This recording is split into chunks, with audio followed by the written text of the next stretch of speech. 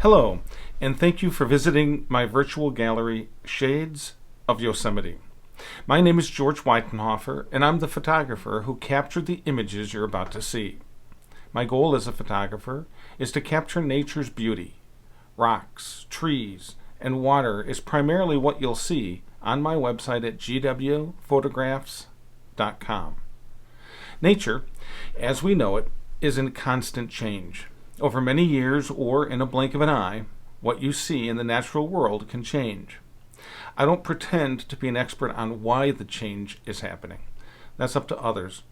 My goal is simply to capture the scenery nature provides and at a specific point in time before any more change occurs.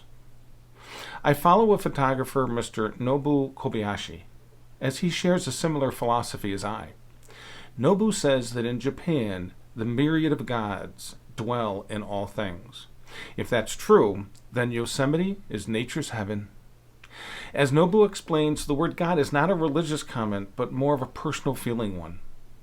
Nobu got me thinking about the fleeting existence of the natural world and the need to photograph it for future generations. In Japan, their thinking is not in years or decades, but in generations. My images are captured with a Fujifilm digital camera. This brings the beauty of the natural world down to a series of pixels. Hardly something that can be touched, or felt, or truly understood for many generations. To preserve the natural environment, I print these beautiful images for all to see. Today's inkjet prints will only last a few decades. My quest was to find the longest lasting paper and an archival printing method so that these prints can live on for many generations, just as my friend Mr. Kobayashi does. Paper. I searched the world over to find the longest lasting paper to print on. That quest led me to a village in Japan that's been making paper the same way for over 900 years. No chemicals are used to bleach or alter the paper. In fact, the paper made in Ekishin village by a living national treasure, Mr. Ikebai Owano IX, has only 3 ingredients: mulberry bush pulp, starch from a plant, and stream-fed pH-balanced water. It is with Mr. Owano's paper that I used for my Shades of Yosemite prints. Printing method. After searching throughout the world, I found specialized carbon-based inks for prints that have been tested to last hundreds of years. It is with carbon-based inks created by Cone Editions Press that I had printed the Shades of Yosemite series. Carbon-based inks can enhance the image based on warm and cool shades of the black ink. To provide longest lasting value, the Shades of Yosemite will be limited to just 12 prints each. And if you buy one of my Shades of Yosemite carbon-based ink prints, I'll have planted in your name 5 trees by the National Forest Foundation for each print purchased.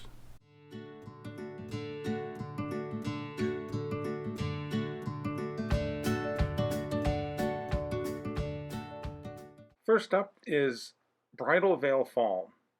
As you look toward the top of Bridal Veil Fall, keep in mind that the Bridal Veil Creek, which feeds the falls, and the Merced River once ran at the same level.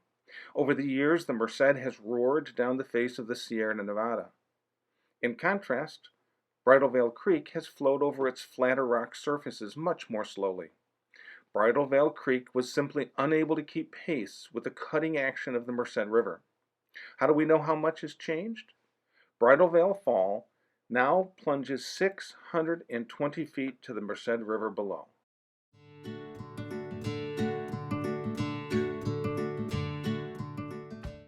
Next is Cascades at Yosemite.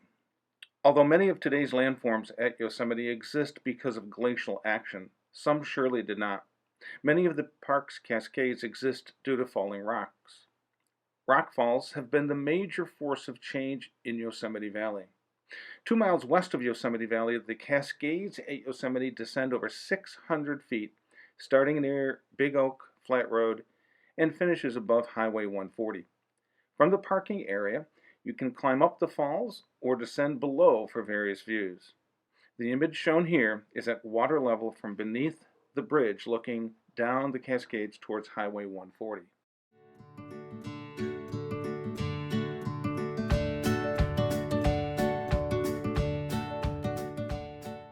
Next is El Capitan from Cathedral Beach.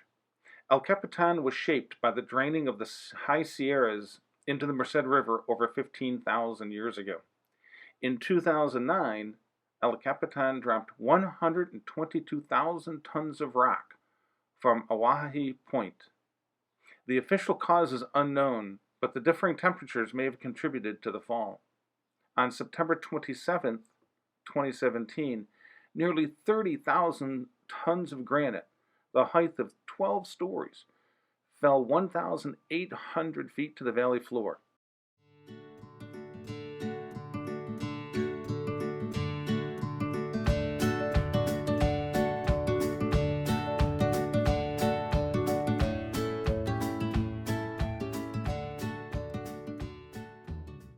Next is El Capitan from the Merced River. The bend of the Merced River shows the flowing water during the winter month of February.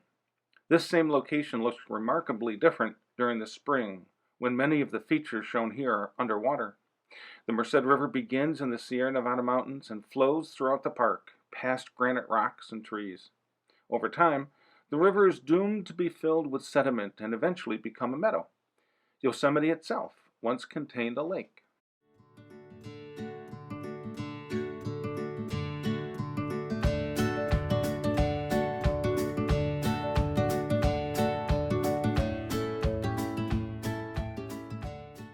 Reflections at Stoneman Bridge is a photo where looking down to the Merced River became a logical process.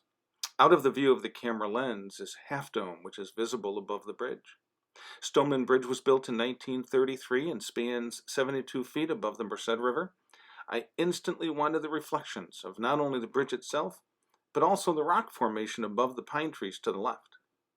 To take this image, the water needed to be perfectly still, so I used an ND filter to slow the shutter and make the water like glass to enhance the reflections.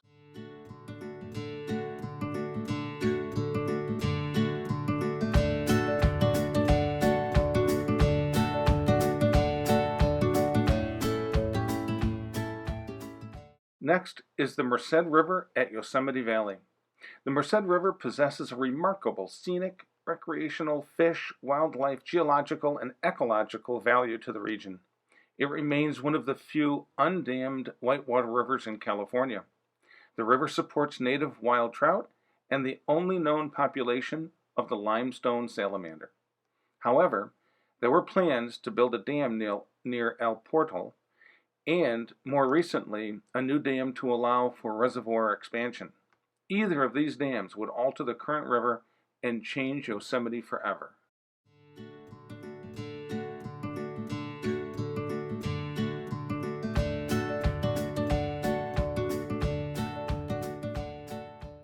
Next is Half Dome from Merced River. Half Dome rises more than 5,000 feet above the valley floor and is one of Yosemite's most familiar sights. Much like El Capitan, the 1,000-foot granite face of Half Dome is ever-changing.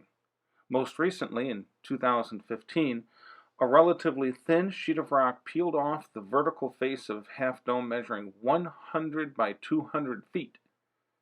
In 1988, Half Dome was featured on a 25-cent U.S. postage stamp, and in 2005, the dome appeared on the California State Quarter.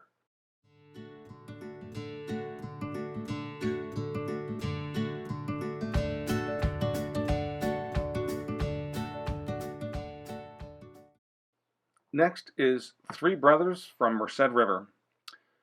The Three Brothers is a rock formation east of El Cap and consists of Eagle Peak, Middle, and Lower Brothers. At an elevation of 7,783 feet, Three Brothers Peaks was a favorite among the famous naturalist John Muir.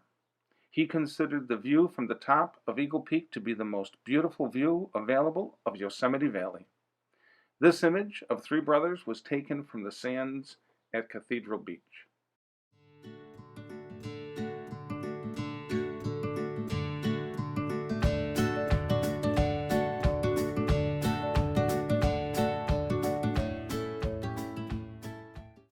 Tunnel view of Yosemite Valley was taken, well, at Tunnel View, just outside the Wawona Tunnel on State Highway 41. The Tunnel View Scenic Overlook is a registered historic site and where I was standing for this shot. No hiking required for this one. Tunnel View is considered the view that Ansel Adams made famous. It's a must stop for anyone visiting Yosemite Valley. No set hours and no admission fee. I did some night photography at this same location at 3 a.m. local time.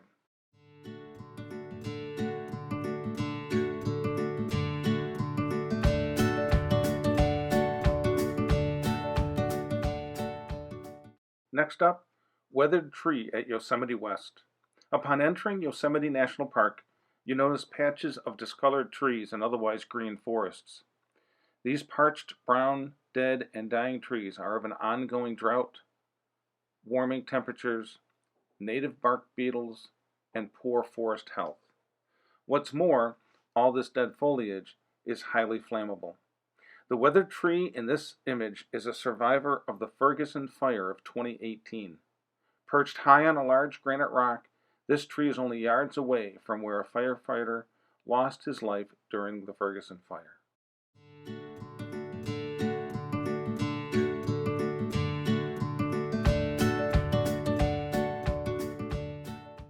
Next up, Yosemite Upper and Lower Falls.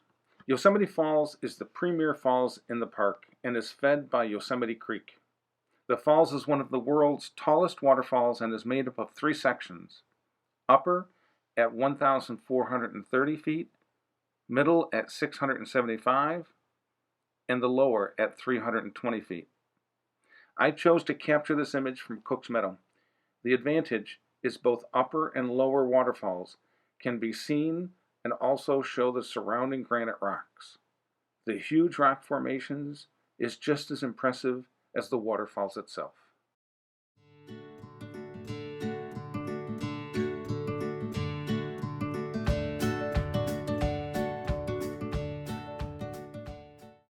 Views like this image could have been seen by explorers like James Mason Hutchings or John Muir.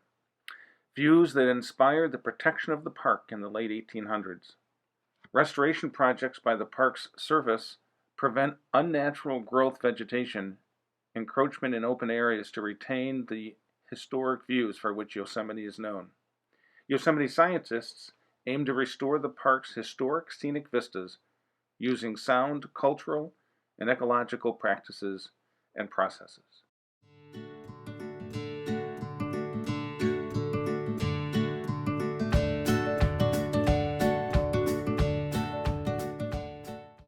And the final image, Yosemite Valley from Merced River. Yosemite National Park is an ever-changing environment where weather can vary by the minute. Temperatures at the 4,000-foot Yosemite Valley can rise to more than 100 degrees in the summer, with lows in the 20s, and nearly 30 inches of snowfall on average in the winter. Lightning, common in the summer, is an essential element in the Sierra Nevada fire-dependent environment. Since 1972, lightning ignited 1,800 fires in Yosemite. A third of those were managed by the park staff themselves. Overall, the changing weather only adds to the enjoyment of Yosemite, luring visitors during all 4 seasons. The subject matter in Shades of Yosemite is clearly nature's masterpiece. Using the best paper available anywhere in the world and long-lasting carbon-based inks, I hope you appreciate the pieces of art as much as I've enjoyed creating them. If you would like to purchase any of these pieces of art, you can email me at george@gwphotographs.com with your contact info and best time to call. I'll respond promptly to review your needs and wants. Or you can visit my website at gwphotographs.com for more information. Thank you for taking this virtual tour with me. I hope you liked it.